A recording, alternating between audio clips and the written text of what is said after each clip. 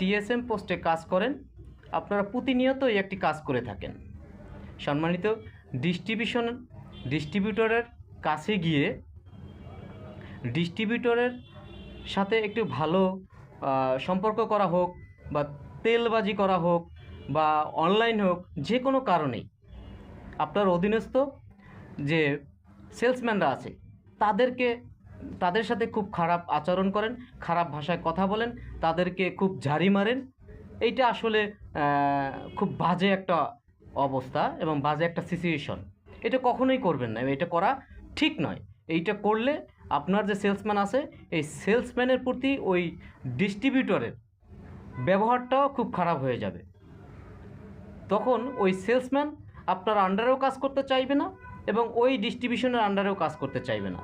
তো যে সকল টিএসএম ভাইয়েরা আপনারা এইটা করেন, আশা করব আপনারা ভবিষ্যতে আর এইটা করবেন না।